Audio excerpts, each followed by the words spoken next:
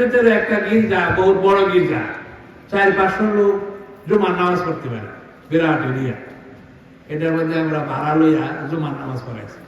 কথা বুঝে কয়েক হাজার কোরআন শরীফ বিলি করছে। বহু মানুষের কোরআন শরীফ পরিবারে ওরা মুসলমান হয়ে গেছে। তো যাই হোক, এখানে একটু কথা কয়ে দিই, এইটা শুনে কি আমরা খুশি হই নাকি? হ্যাঁ, আমরাও কিছু কাজকর্ম করি এই দেশে, তারা মানুষ আমরা খুব ভালোবাসে। আমরা তো কোনো চাচা মামা নাই, আমরা জানতাম না।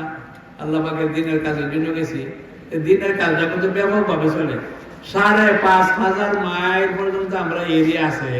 5,500 মাইল ঘোরাফেরা করতে আমরা কোনো অসুবিধা হয় না, কোনো অনুমতি লাগে না। কথা বুঝেন নাকি? নর্থ আমেরিকা 3,500 মাইল, সৌদি আরব 3,000 মাইল। এই সৌদি আরবের থেকে বেশি দূর নর্থ আমেরিকাটা। প্লেনে যাইতে 6-7 ঘন্টা লাগে খালি দেশটার ভিতরে ঘুরতে। আর আমেরিকার ভিতরে আছে 1,500-2,000 মাইল। এখানে আমরা যাইতে পারি, আমরা নতুন কোনো কাগজপত্র লাগে না। আল্লাহর নাম কালাম পৌঁছাইবার লাগে আল্লাহর শুকর যে তাদের কাছে যাইয়া আমরা কিছু আল্লাহর নাম কালাম পৌঁছাই। জায়গায় জায়গায় আমরা মসজিদ ইস্টাবলিশ করি। কানাডায় বহুত মসজিদ আমরা উসিলায় আল্লাহ করাইছে হয়েছে। আমেরিকাতে বহুত আছে, বহুত গির্জা কিনে আমরা মসজিদ বানাইছি, বহুত গির্জা কিনা। ইহুদিদের সিনিগা কিনা মসজিদ হয়ে গেছে, 2,000 লোক নামাজ পড়তে পারে। তারা আছে এবাদত গাহ, এটা ইহুদিদের, এটা কিনে মুসলমানরা মসজিদ বানায়। কথা বলেনি? বহুত গির্জা কিনা মসজিদ হয়েছে। তাহলে গির্জা কিনা মসজিদ হয়েছে না, গির্জা বানানি আমরা জুমার নামাজ পড়ি। কারণ তারা তো রবিবার ছাড়া কেউ আয় না। কথা বলেনি?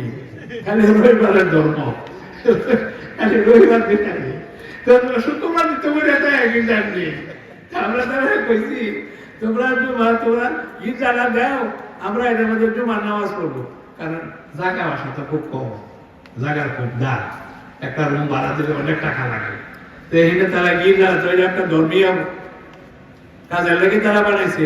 ওই যারা কিছু আছে আমরা ডাক্কে হাইলে আমরা মতো আমরা নামাজ পড়ি। আমি বহুদিন বন্ধু নামাজ পড়েছি, একটা গির্জা ভাড়া করে জুমার নামাজ পড়ছি। কথা বোঝেন নাকি?